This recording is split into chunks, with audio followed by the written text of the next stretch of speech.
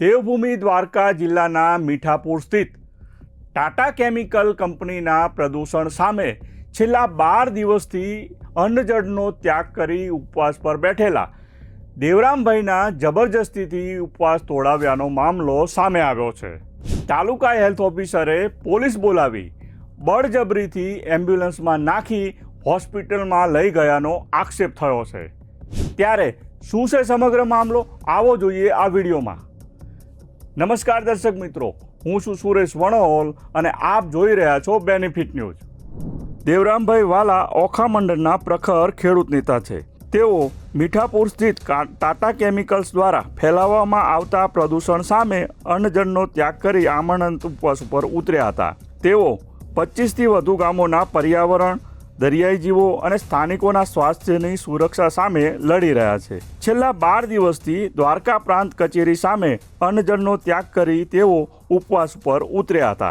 તંત્રએ ટાટા કેમિકલ ફેક્ટરીનું પ્રદૂષણ બંધ કરાવવાના બદલે ઉપવાસ પર ઉતરેલા દેવરામભાઈ સાથે જબરજસ્તી કરી હતી।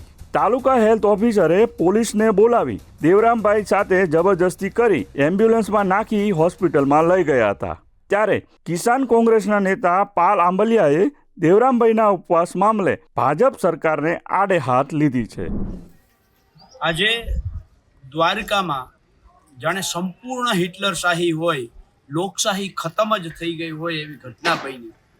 ટાટા મીઠાપુર કેમિકલ કંપની જે છે એની સામે પ્રદૂષણ ફેલાવે છે એવા આક્ષેપ સાથે 12 દિવસથી અન્નજળનો ત્યાગ કરી અને દ્વારકા પ્રાંત કચેરી સામે ઉપવાસમાં બેઠેલા દેવરામભાઈ વાલા નામની જે ચારણ જે વ્યક્તિ અહીંયા બેઠા હતા, એમને તાલુકા હેલ્થ ઓફિસરે પોલીસને સાથે લઈ આવી અને જબરજસ્તી ત્યાંથી ટીંગાટોળી કરી એમ્બ્યુલન્સમાં નાખી અને અહીંયા રેફરલ હોસ્પિટલની અંદર દાખલ કરી દીધા અને એમને જબરજસ્તીથી બાટલા ચડાવી દીધા।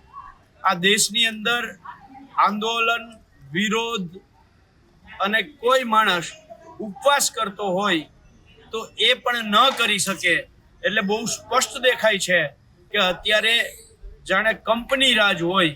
સવારે આ જ હેલ્થ ઓફિસર જ્યારે ત્યાં આવ્યા ત્યારે એ વ્યક્તિ પોતે ના પાડે છે કે મારે હોસ્પિટલમાં કોઈ સારવાર જોતી નથી, તમારે એવું હોય તો અહીંયા તપાસ કરી જાઓ, બરાબર છે, પણ એમ કહે છે કે નહીં હું તને ઉપાડીને લઈ જઈશ, અને ત્યાર પછી અડધી કે પોણી કલાક પછી પાછા આવે છે અને ઉપાડીને લઈ જાય છે અને હોસ્પિટલમાં દાખલ કરી દે છે। સવાલ એ છે કે પ્રદૂષણ જે ફેલાવે છે એની સામે લખવાની તાકાત નથી। એ જ THO, એ જ ટાટા કેમિકલ દ્વારા જે પ્રદૂષણ ફેલાવાય છે, જે આક્ષેપ દેવરામભાઈનો છે, અને એને દ્વારા એ જ વિસ્તારના ગામડાઓમાં જેને શ્વાસની તકલીફો થઈ છે, જેને કેન્સરની તકલીફ થઈ છે, જેને ચામડીના રોગોની તકલીફ થઈ છે, આ એક પણ બાબતે અહેવાલ, રિપોર્ટ આણે કર્યો નથી। માત્ર અને માત્ર અહેવાલ શું કર્યો હતા કે દેવરામભાઈને ઉપાડી ગયો। તો આ લોકશાહી છે કે ઠોકશાહી છે કે આ હિટલરશાહી છે, આ સૌથી મોટો સવાલ છે।